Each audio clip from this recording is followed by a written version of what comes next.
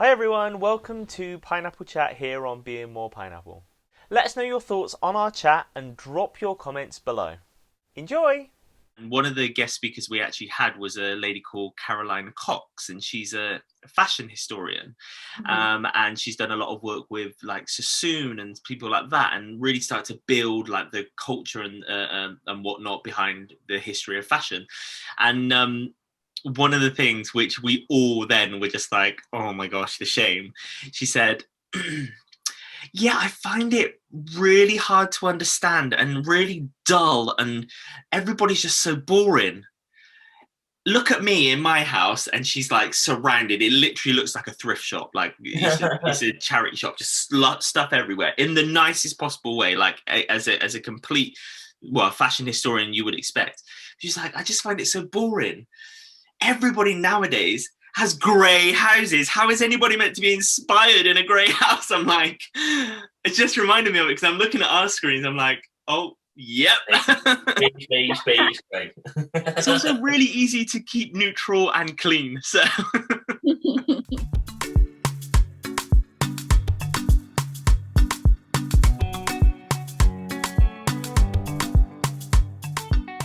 welcome everybody to this week's Pineapple Chat. As you should all know by now, my name is Rob. I am the Weller Hair Guy over on Instagram, and this is Stu, I'm just Stuart Howes over on Instagram and Wrist Apparel. and still he hasn't found a new name. His new little. Oh well, never mind. We'll get there one day.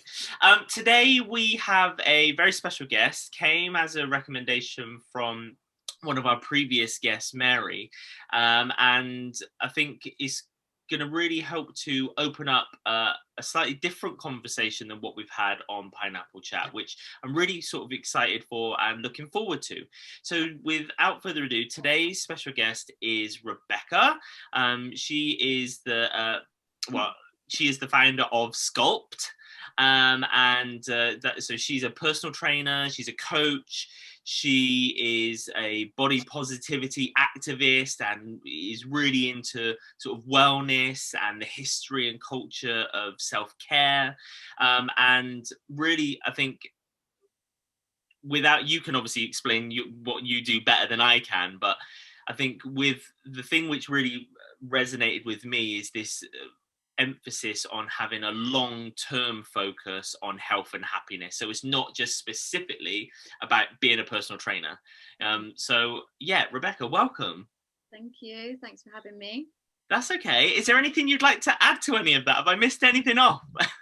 I don't know. I find it hard to sum up what I kind of do. Sometimes I think you did a pretty good job. Yeah, I would say my main title is a coach, but I do find that what I do kind of leaks into like every area of my life really, and you know it's reciprocal both ways, the other vice versa as well. So Oh yeah, cool. I mean, it's amazing what a little bit of research can do. Just trolling Instagram and just having a flick through and sort of coming up with what the vibe is. And I must admit, since I've started following you on Instagram, it's really sort of inspired me a little bit to be able to take a little bit more consciousness about what I'm doing during the day, whether it be my concentration when I do come to doing my workouts and things like that, or actually how am I my mindset for the day, how have I set myself up for whatever the day might bring, especially considering for example this week I've been actually unfurloughed for a couple of days and whatnot, so I've been at work per se. It's then about trying to switch your mind into what you're going to do next. So it's been inspiring already for me, just being able to have you popping up in my feed. So yeah, I thank you already for that. Pleasure. Yeah, I'm glad. So to start us off then, we obviously had a little catch up beforehand, and one of the things which took me back, not because there's anything like should be surprising about it, but this isn't your sort of first sort of thing, as it were. Your history lies in other places. So I found that actually quite an interesting sort of point to start with. You started off with in fine arts, didn't you? Yeah. And then made your way across. So how did you get from fine arts into doing what you're doing now? Yeah, so I used to make well, I still do make artwork in some sense, but yeah, I used to make a lot of sculpture and performance work. I worked freelance as an artist when I finished studying for almost 3 or 4 years. Yeah. And then a lot of my art practice was about the body and the body performing for us, using the body to perform for us. And that started to be more and more interested in wellness culture, self-care, bodybuilding, and then kind of gendered aesthetics, all that kind of stuff was like all smushed in there. And as well, like then on alongside that, running parallel on a personal level, I got into training for mental health purposes, and to deal with various different things that were going on in my life. And so I started training regularly, 4 to 5 times a week. This was just going to classes and just starting to pick up bits along the way, and then it became a real kind of focus of the kind of structure of my life, really. And I really benefited from it from a mental health perspective. And the more and more I got into making artwork around it, I thought, well, I'll study it basically. I'll train to be a PT. If I use it, I can just use it for myself, or like if I use it in a business, great. And then once I started, I just got really hooked. And I love to learn anyway. And so I just wanted to learn more and more about it. And obviously alongside that was my own kind of personal journey as well. And when you're learning, you kind of test things out on yourself, really. There's nothing that I've given clients that I've not done myself, basically. So that's kind of how I got from there to here, really. And I definitely think that it's had an effect on the coach that I am now, from the journey that I've had and the background that I've come from, because the way that you have an artistic practice is very similar to how I am as a coach. Like everything I kind of read and think about and the way that I work feeds back into itself. And I think that definitely comes from the way that you work as an artist, really. Yeah. I think it's one of the points you sort of made is that you wouldn't do anything that you haven't sort of tried on yourself. And I think one of the things as an educator of hair, myself, that I've learned is that actually the best way for you to learn something new is to actually do it yourself anyway. And that's the one thing that I always try and like push people and challenge people to do whenever anybody starts to say, oh well, I can't do it. I'm like, but can you though? Is it just your own mental block that is like stopping you? And I suppose you could probably come across people like that all the time. It's that mental block which is their own wall, and helping them to try and push through it. How do you find, what sort of ways do you find, from having a creative mind, what sort of ways do you find that work to be able to get people out of that barrier state? I guess by setting kind of like small bite-sized goals along the way. I mean, quite a common one for me is, I train people of all genders, but a common one for me is to have women come to me and say they want to do a chin-up or a pull-up. It's very common, mainly because a lot of people feel that it's really unachievable. It is slightly harder for women to achieve that. And there's something like really great about being able to pull up your own body weight. There's something really empowering and really, feels great. So that's like quite a common one. And that's always like really, I've achieved that with lots of women over the years. And that's like always like such a nice moment, because you really see in their face that they never thought that they would do that. So I guess I reevaluate goals pretty much bi-monthly with clients, and I'll do bite-sized ones as well as long-term ones. And I think that helps it feel a bit more achievable. And also, like, I'm a stickler for data, so that really helps clients, because if you can see week by week what your progressive overload is, and also I'll often take videos, I can show them 6 months ago, this is what your split squat looked like, or your squat looked like, or your press up looked like, and this is what it looks like today.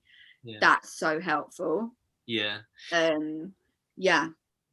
Have you found it a challenge during obviously the whole of this pandemic and lockdowns to be able to still stay on top of stuff like that? Because normally analyzing data and stuff like that, you would need to be there in the room to be able to get the right angle to see the change in that respect. So has that been a challenge as well? Yes and no. Like, it's actually worked. So I'm doing virtual coaching, and everything's pretty much the same except it's on Zoom like this. Or I do remote coaching, which is where you just have a program and I don't watch you virtually. But it's actually worked like great. And as a coach, it's been a really nice challenge making home programs and having to get like a lot more creative. And also in the first lockdown, you know, they thought it was going to be 4 weeks or whatever, and then it was 4 months. So that was like a learning process for me. Like 100% I was trying things and seeing what worked, like not just like what actually works, like in terms of like a stimulus, like physically, but for the client individually as well. And so it definitely was a you know, learning curve, but it's worked like great. I mean, I think people have needed the coaching and the structure like more than ever, to be honest. And we've had fantastic results. I mean, considering it's going to be a year, isn't it, in March? And I have had fantastic results with clients this year, despite, you know, all of the difficulties. So yeah, I think the thing is, where like, because we're doing through like yourself doing Zoom coaching, it's that other side of trying to motivate people to continue with it, but it's also for us as coaches trying to engage, and what we would usually use as a reference tool or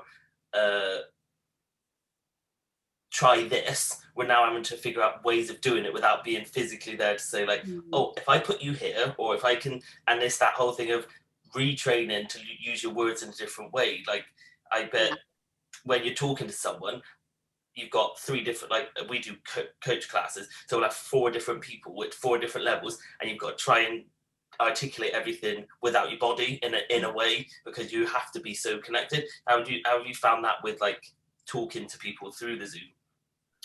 Yeah, so I'm quite strict when I coach anyway, in terms of like what I'd call chatter.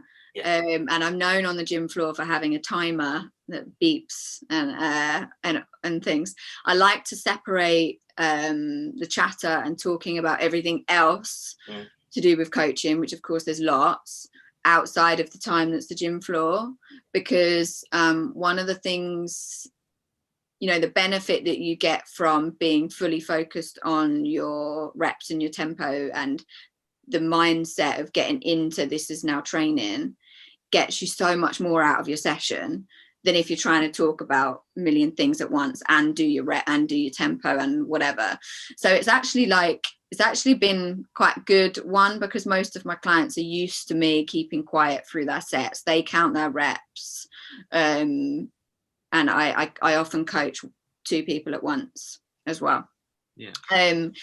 But also, for clients that haven't been as good as that, it's made them be better at it, because they're so reliant on just my verbal coaching cues that they have to listen like even more.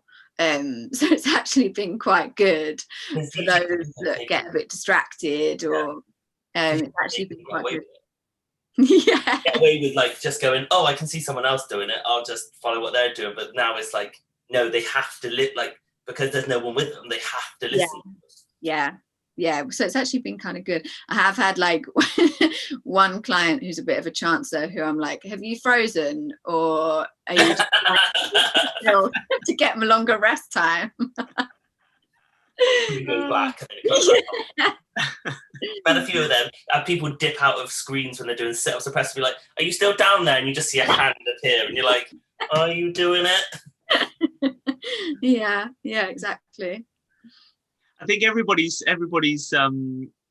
body journey, shall we say, is going to be a little bit different. I know for my own experiences, like this time round, because I've got into shape before, and then I've had injuries and then got out of shape and then come back into it again, like really recently, so over this past year. And I think that with having the lockdowns and stuff, and then furloughs and all of the combination of things, it's actually really helped me personally to keep a focus. So I've still got that routine, which I think is where lots of people actually have maybe found that benefit of having the time to be able to concentrate. I must admit though, I had to go to the post office today, and I saw a few people that had clearly had their, from Monday, 12th of June, I'm gonna start training now, ready. So you can have your one night out and then get paralytic and like lie in the gutter for a week. Do you know what I mean? So I've seen quite a few of them out today, which I said to my wife as we were driving, I was like, I'm really glad that we've already started. We're not trying to put that pressure on ourselves to now say, right, here's the 12th, or whenever the date will be. We need to get into some sort of way, shape or form. It's been like, I just think, as I'm sure you probably both of you will say, sometimes the biggest gains don't come instantly. It's actually playing the long haul so they become sustainable. 100%. Yeah, I mean, that's like my main mantra as a coach. Like, I'm invested in long-term health. I'm not a quick fix coach. Like, I can get really good results in 12 weeks, but I'd rather get really good results in 12 weeks and keep them for 5 years, like, so I'm very much focused on mindset, whole foods. Like, I'm not about like low calorie food or replacements or anything like that. I'm really whole food focused. And like, I've said to clients, and I post about this, even if you can just commit to one workout a week for a month, like, that's still one workout a week. It's the it's the consistency and the routine and the structure and the mindset that not doing it feels weird. Like, that's where you want to get to, rather than, I think I always say to my clients, I had someone actually wanting to sign up a few weeks ago, and they said to me, oh, no, I'm just going to wait until I can give it my all. I can do everything that you say and do, be your best client, on the books. And I said, when are you going to be that person though? Like, I don't expect you to be 100% person. Like, I always say to my clients, if you can give me 60 to 80%, I'm like very happy.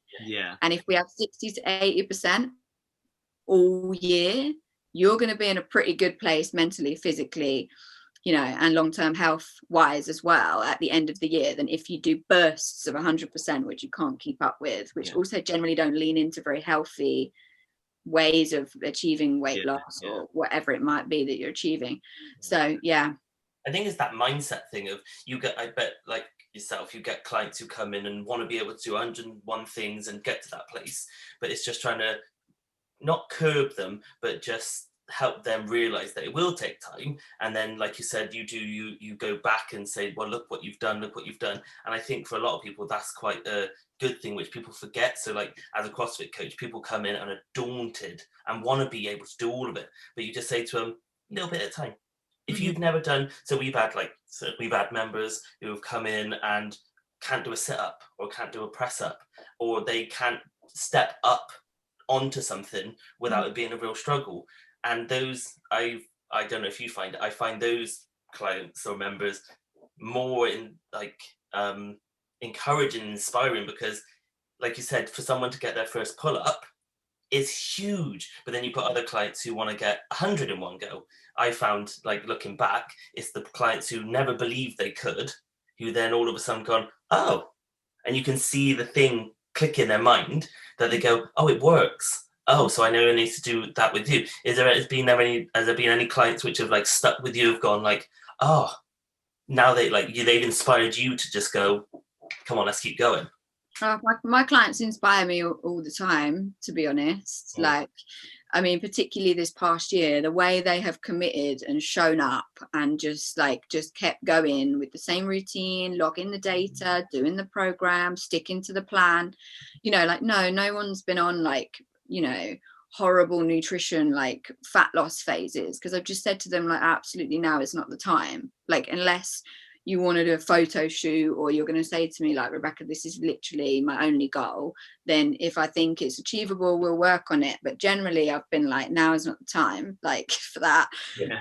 And so the way they've turned up is just like, it's always been inspiring. Yeah. But I mean, I've got one client, and I don't think she'll mind me mentioning this, but she suffered with a really rare condition called Guillain-Barré syndrome. Okay. A couple of years ago, and she came to me once she'd done her rehab with the NHS physios, and she'd learnt to walk again. And she just blows my mind. Like, she can like deadlift body weight now. She's almost at a chin up. She can do full press ups. And she says to me, Rebecca, like, you know, there was a point 2 years ago when I thought I wouldn't walk again.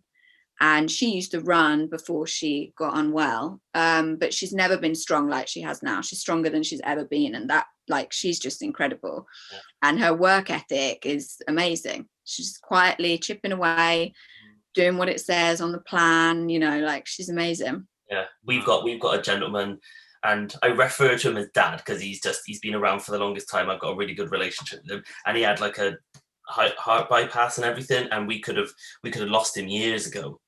But like you said, he went through the NHS channels. He got told you can only train this much, you can only get to this heart rate. And in the past 3 years, like, he's done what you've said, chipped away slowly, and he gets his little heart monitor on, and he's not supposed to go above like 140. But he now has got to a stage where he's like, I am comfortable getting to that and going, like, if it goes higher, I'm not worried. He knows his triggers, he knows what he's doing. But it's those type of people where you just go, whoa.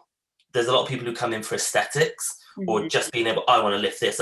But when you get those certain clients which are changing their lives, you just think to yourself, whoa, it changed my mind and my way of looking at it as a coach when I first started, of just being like, well, we can actually make a difference more than just aesthetic. And I know aesthetics are a lot and they're huge and they're all this type of stuff. But when you've got clients who can barely walk, like you said, or have got conditions which stop them, but then they've progressed to a point that is they're living their lives better than they did before. Yeah. It just blows your mind. Blows mine every time. Yeah. Yeah, for sure. It's those little, I call them Oprah moments, where you're just like, oh my gosh, Oprah.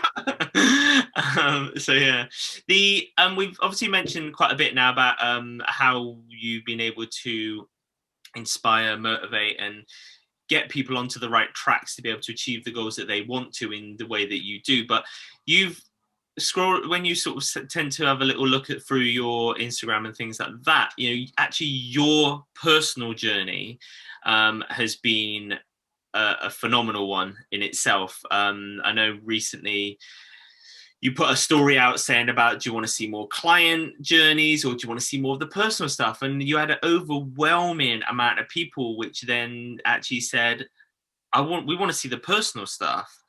So can you tell us a little bit about your personal journey? Because the before and after is like, they seem like it's not even the same person. Do you know what I mean? Yeah. But you can just tell it in your face in the sense of, I want to say the glow, but you know what I mean? You can just see you are your mindset is different just from a still photograph as well. Yeah. Yeah. So I've always kind of shied away from being too personal on my Sculpt account. I mean, mainly because I want it to be really educational. Like, I always feel like, you know, what I put out, it's not always what people want to hear. Like, it's not always that sexy, which is why sometimes I get a bit frustrated about the outreach, because it's like what I'm saying to people, which is like, you know, eat loads of vegetables, sleep 8 hours, you know, it's not like sexy stuff like that. Like, I won't fix it in 3 weeks, you know. But unfortunately, that's like the point at which I want to educate people from. But yeah, I guess what's been interesting with the lockdown actually is this kind of, I've been back in the gym a couple of times when they were open, but this like length of time and space to be alone and to be working remotely and to not be out in big crowds in the wider public has been like quite a powerful time for me to think about the way that I perform, I guess. and so that's been quite empowering. And I think on that journey, I'm slowly like opening up a little bit more on my Sculpt feed, and people have been really receptive to it. And I want to share my clients' progress, because my clients' progress is amazing, and in effect that is what I do as a job. That is my marketing. That's what I'm able to show people that I can achieve for them. But I think people really relate to real people, don't they? And so I'm trying to be a bit bolder at sharing a bit more of that. One thing I've started is I've been doing morning thoughts like nearly every day since lockdown. And that feels quite personal and exposing. But yeah, also I posted today like a physical progress, and yeah, it does look like a different person, really. It's kind of weird to see, and I feel like a completely different person, and I can still remember like how I felt looking at that body as well. And I'm like, how did I even think that?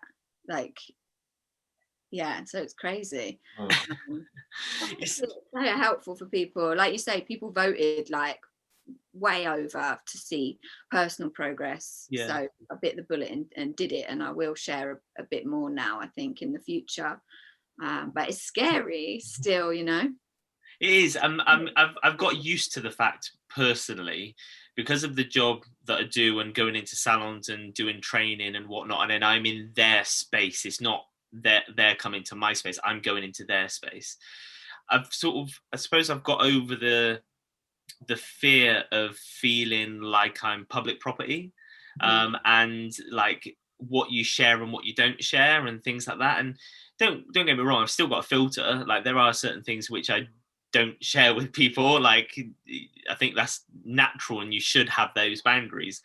But with most people that I've spoken to over the past year, and they're getting more into, let's say, opening up online and things like that, that is the biggest hurdle, is like then feeling that your privacy is now public property. And it doesn't have to be that way, as long as you strike the right balance with how much you're giving versus how much how comfortable you feel, really.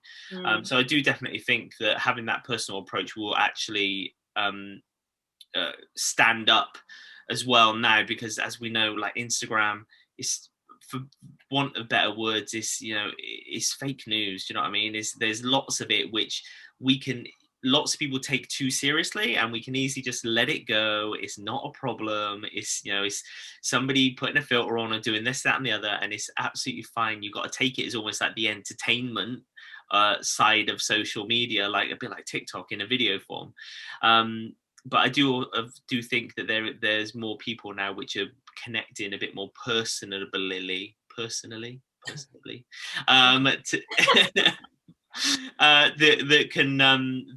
are showing that little bit of size, is making those relationships then actually stronger, and people are now going to believe more in what you've got to say, because they've seen a little bit more of you, and you don't think that you're just a machine, or you're corporate, or you're whatever.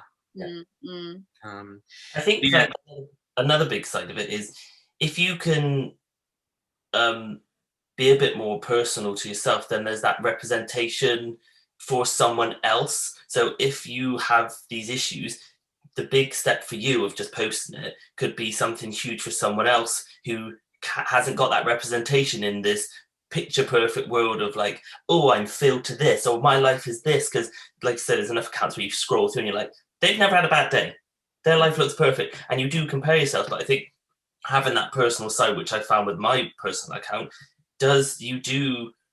you are, may it be within your small bubble or within the wider reach, there is a level of representation which someone will see. Do you find, like, with your posts and everything, that your like client, now that you're being a bit more personal, has it changed slightly, or the same people dealing with you, or have you had new people come in and have a look and just be like, hello? Yeah, I've had a few new people, like particularly over lockdown. And just when you think like, oh, what am I even writing this morning thought for? Like, no one cares about your philosophy of the day, like, just as you think that, which I do think, you'll get a message from someone and be like, oh my God, like, needed to hear that today. Or, do you write these yourself? I find them so inspiring. How do you even like have this many thoughts in the morning? I can barely put my socks on, or like something. And you're like, okay, this is reaching a few people, you know, and I don't have a lot of followers, but like even to reach a few people, or to be honest, a lot of my content's for my clients and they might not even like it, so I don't even know they've seen it, but then in the session they'll be like, oh, last night I felt like this, or I wanted to do this, but then I read that post and it really made me think about it. And you're like, okay, I might not be getting like all the likes and the saves and whatever, but this person who I'm coaching has read it and it's helped them in that moment, so it's doing something. And at the end of the day, like, it's been like the biggest way we've been communicating and interacting with each other, hasn't it? Yeah. Since lockdown, you know, since last March as well. And I'm quite fortunate in that I do have quite a healthy relationship with it. I know some people don't, so I'm quite fortunate that I do. But I also feel like it's in the industry that I'm in, I really feel a responsibility to share the right info and be, yeah, for me it's kind of a type of political activism in some way. It's my way of doing that. Like, I've done you know, makeup free, filter free, like bare images and stuff like that. And yeah, I guess as well, I hope that in the ways that I kind of present, you know, having a shaved head and whatever else, like, is a way to help it feel a bit more inclusive as well. Yeah. So, I mean, talking about sort of inclusivity and having that sort of bullet point of, you know, statement sort of thing, we know that the world is changing and it will change forever now, but like gyms have always been sort of more notoriously known, and even myself going into a gym, I always get the fear. Like, me and Stu had conversations about this before, but like, I might be outgoing, but I'm not necessarily that alpha. Do you know what I mean? I'm just not that person. So the intimidation of having like these massive guys like peacocking around and whatever, even though they're concentrating on themselves, like they're doing what they're doing, and then you obviously get the ones which do then just have a little look through the mirror or a glance around to see who's watching them. Like, that is really, really intimidating. And I just think, let alone like, you know, I would say, I'm not bothered by what other people necessarily think. But that sort of level intimidation as a straight guy going into a gym, which is meant to be like super hetero and they're dead alpha, you know, how do you think that we can make a difference in that sort of culture? And have you had any sort of experiences or stigmatisms? No, that's your eyes. Right. Stigmas. Have you had anything that has affected you, any stigmas or anything that's affected you within that sort of thing, which you're really going to try and battle against to really make sure that we have a more inclusive space inside a gym rather than it just being outside, you know, in doing personal coaching and things like that? Yeah, loads. I mean, in terms of personally, absolutely loads. Like, I've had years of, you're too this, you're too that, you know, why do you want to do that? Why do you want to do this? You know, you're too muscly, or you're too big, or you're too skinny, or you know, oh, you look great, but you don't want to do much more than that. Or you look great now, but you don't want to get like that, do you? Or, you know, are you going to grow your hair back? Or when will you grow your hair back? Or, oh God, all kinds of things.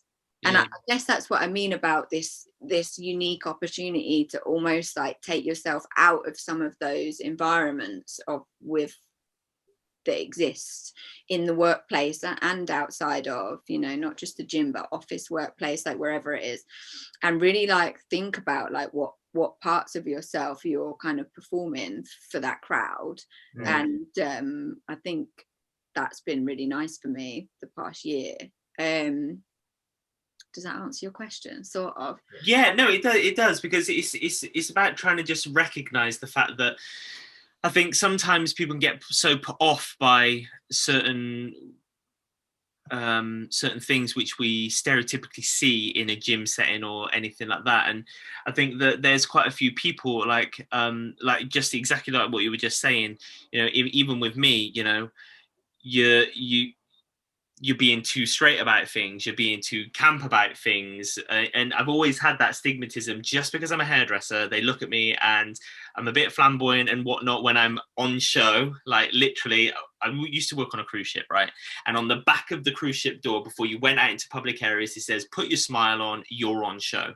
And I did that job really early in my career, and that's really stuck with me. So I've always had this like little trigger that knows that like I could be now in my current job, I could be sat in the car, I take a couple of deep breaths, and then it switches on, and then I'm like, oh, hey, everybody. And it's like my voice goes up, and, you know, it's camp as anything. Like I've got no qualms with, you know, that's my hairdressing personality. But I think there's lots of people out there which really do struggle with their own identities, which then can't find the space to be able to achieve the goals that they want to make themselves feel comfortable. And I think can bring it back to that gym setting. I think there could be a lot of people out there which might have their own identity issues or are not found themselves or struggle in these ways. And I just wondered, you know, is there anything that you could maybe impart from experience or from other people's experiences that you know that would be able to help people to find that strength into being able to be the best version of them? I guess the reason that I position my coach, one of my sayings is coaching is an education. And I really live by that with everyone that I take on, you know, even if they want to just, I'll just follow what you say, you know, I'll like keep chipping away so that they actually start to learn why they're doing what they're doing. And because knowledge is power, right? And I think that for me, I actually like basically became a coach in order to be able to walk onto a gym floor and not worry about any of those things that you just worried about. But we can't all train to be coaches. Like people just want to be strong and fit, right? And they want to use the gym functionally and get in and get out. But I think the more you know and you feel confident in what you're doing, the more you feel comfortable in that space, just going in and getting on with it. And I think so that obviously builds confidence. So I think, you know, developing your knowledge is a really key one. But for me, like this is actually something that I'm working on, and something big long-term future is that I would like to open somewhere or have a space which is far more inclusive for that reason, and is less binary on the gender spectrum, I guess. And yeah, feels like a safe place. Yeah, definitely. Because I think, like for me, I can remember when I started going to the CrossFit gym, it's a completely different landscape now, but I can remember going in and like Rob, we've always had careers which were deemed in society's version of things that you were supposed to be one way. So I was always in the artistic realm, I was always in the fashion realm. So there's that always that lean of going, are you gay? You did it? And we're very flamboyant. But like Rob, you then go into what is quite a heteronormative sort of very like you were this and you were this and that is it. To then try and introduce yourself into an environment like that, I had a few years where I really struggled just to connect with people, because you've got a group of lads.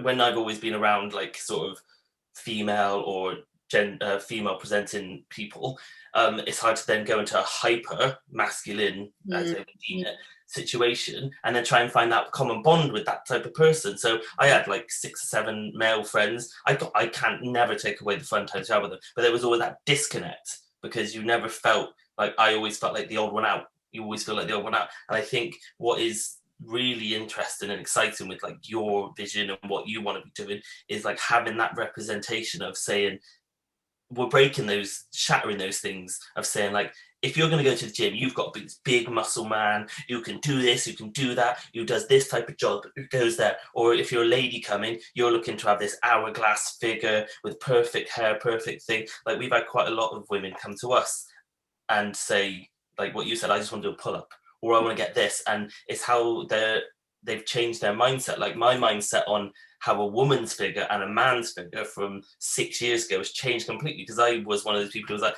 oh, I want to be skinny. But then the moment I started training, I was like, no, I've got to train for my body. I've got to train to stay healthy. I've got to train. And then my impression of like a female's body has changed completely, because we were always taught that, oh, a woman's got to be slim and curvy. Whereas now I'm working out with ladies who have got just muscles that they should be so proud of, because they've worked and they've earned. And like my friend Gemma, when she first started, she was just, you would deem her just mumsy.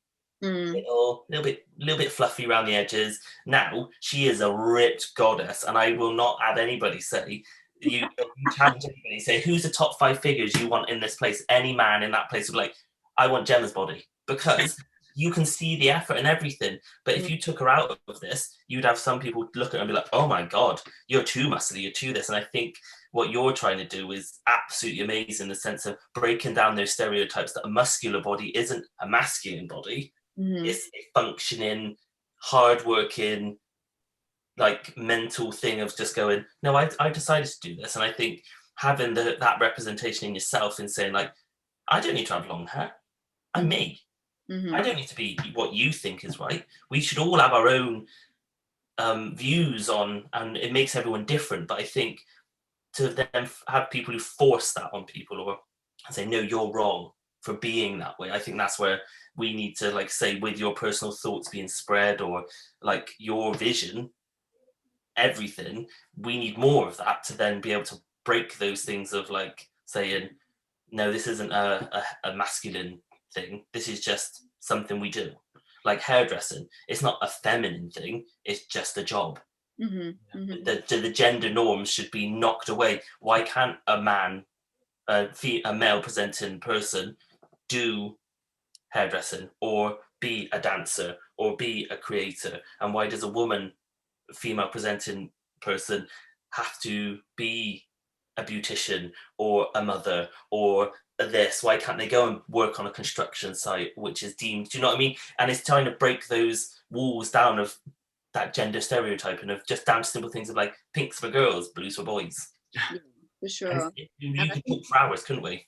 Yeah, I think it's a vicious circle as well, because a lot of those feelings come from fear. Like, human beings are pack animals. Like, we want to belong to a pack. We want people to identify with us, and we mimic people as well a lot, like body language, like literal language. You'll find people start to copy each other in order to fit in. And a lot of that is based on fear of the, you know, how they are themselves. So it's kind of like a vicious circle, because it's like we create it for each other through fear of like not fitting in ourselves, and it just becomes like a vicious circle. But I think the more that I've been doing a lot of reading and thinking around love philosophy and community and stuff the past year or so, and I think that you know, self-care is pretty big in our industry now as well. And I've been thinking about that the last few years, and like my position within that culture as well. And I think that we all far too often think of the self-care as just the self, and I really don't think that it is. It's actually about like how the self feeds into the wider community, and creating a stronger bond that way. I suppose that taps back into exactly what you've just said about the vicious circle. If you can look after yourself by looking after, I'll put it this way, look after yourself by looking after others, and what impact that makes on others, and then that vicious circle turns into like a nice circle, because actually you're feeding each other with the positive energy you need to not feel silly or stupid or alone or by yourself or outcasted or anything like that. Yeah. Sound about right? Yeah, for sure. And like you said, Stuart, like we're all individual. Like that is like literally the beauty of humans. Like every single one of us, like we're so complex. Like, and that is the beauty of it, you know. And like we need to just like take a bit more pride in that, I think, and a bit more confidence. And again, that's why it all feeds in. And again, like with the way that I coach, that's why, for me, like you can't really coach a person fully if you're not talking about mindset, and if you're not talking about mental health, and if you're not managing anxiety and body image and all that other stuff, because it all just feeds in, like, and the more you value yourself, the easier it is to look after yourself in the ways that we should, you know. Well, another big thing, like you said before, education is massive, and I think educating yourself, or having someone help you educate yourself on topics which are bigger than you or you've ever looked at or ever thought about, when you come into different environments, you can then communicate and connect with people in a much personal way, which then makes them feel a lot happier, and then the circle will then start to break, and then all that type of stuff. So going down to like learning about someone, if someone turns around and says, oh, I'm non-binary, go and search it, go and find out what that means. If someone says, oh, I don't like this, learn, understand, you know, but without a prejudice or without an idea of being like, well, I'm going to listen to you, but I'm going to then tell you you're wrong. And I think that's what, hopefully within this lockdown and everything, we're all trying to start to learn about, being like, we can all have opinions, like you just said, everyone's individual, but at the same time, we've all got to coexist and live. Doesn't mean I have to agree with everything you say or disagree or like everything you do, but as long as I can respect you to go, okay, you do you, that's fine. And I think that's another massive, like I said, education, learning, be it through becoming a coach, be it through learning about just the world. I think we all, and once you stop learning, what's the point? Yeah, totally.